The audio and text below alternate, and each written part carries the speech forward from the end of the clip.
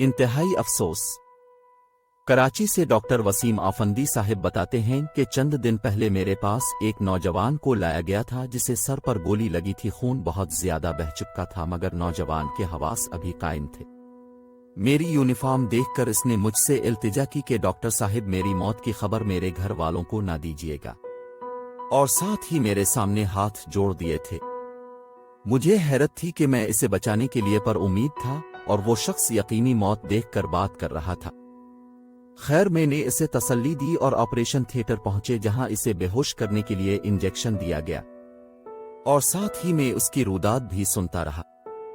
کہانی سناتے سناتے لڑکا بے ہوش ہو گیا اور اسی بے ہوشی کے دوران اس کی موت ہو گئی، مگر اس کے موت مجھے جھنجھوڑ کر رکھ گئی، شاید پڑھنے والوں کو بھی جھنجھوڑ دے، اس لیے واقعہ بتا رہا ہوں کہ جب لڑکے نے التجا کی کہ میری موت کی خبر میرے گھر والوں کو نہ دیجیے گا بلکہ لاش ایدھی سینٹر اچھیپا کے حوالے کر جی گا، تو میں نے اس سے پوچھا ایسی کیا وجہ۔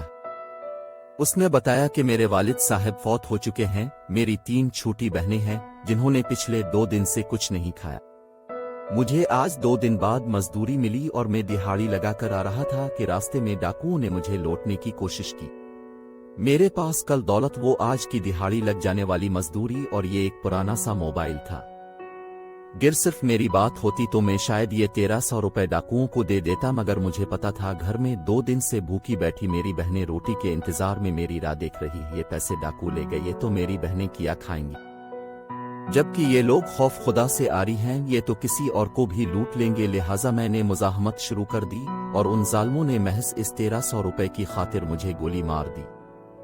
ڈاکٹر صاحب مجھے پتا ہے میں مر جاؤں گا، مگر مجھے فکر ہے کہ میرے گھر والے جن کے پاس روٹی تک کے پیسے نہیں ہیں وہ میرے لیے کفن کے پیسے کہاں سے لائیں گے، قبر کے پیسے کہاں سے لائیں گے، لہٰذا میرے گھر والوں کو میری موت کی خبر نہ دی جائے۔ ساتھ اس نے جیب میں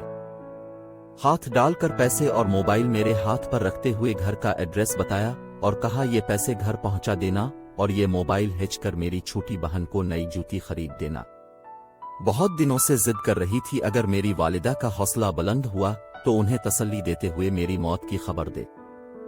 دینا، ورنہ کہہ دینا کہ آپ کا بیٹا کسی دوسرے شہر مزدوری کے لیے چلا گیا ہے۔ اس کے ساتھ ہی وہ نوجوان حالت غنودگی میں چلا گیا اور وہیں سے موت کی آغوش میں جا پہنچا، مگر میں تب سے سوچ رہا کہ اب تک ہم پر پتھروں کی بارش کیوں نہیں ہوئی، سیلاب ہم کو کیوں بہا نہیں لے گیا، سرکش جنوت کی طرح ہمارا قلع کما کرنے کے لیے فرشتے کیوں نہیں اتر رہے، ہم لوگ اب تک قہر الہی سے محفوظ کیوں ہیں، جبکہ مسلمانوں والے اعمال ہماری اکثریت کب کی چھوڑ چکی ہے۔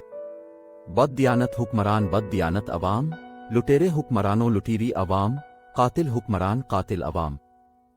دوسری طرف اسلام نے ایک مسلمان پر دوسرے مسلمان کی جان و مال عزت کو حرام قرار دیا ہے۔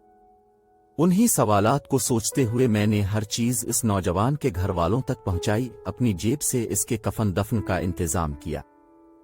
ان لوگوں کے لیے مناسب روزگار بنا کر بہت جلد یہ ملک چھوڑ کر بمعلیہ السلام فیملی کسی اور ملک منتقل ہو رہا ہوں، کیونکہ جتنی شدت سے اہلیان پاکستان قہر خدا کو آواز دے رہے ہیں، مجھے نہیں لگتا ان لوگوں کو توبہ کی مہلت بھی مل پائے گی۔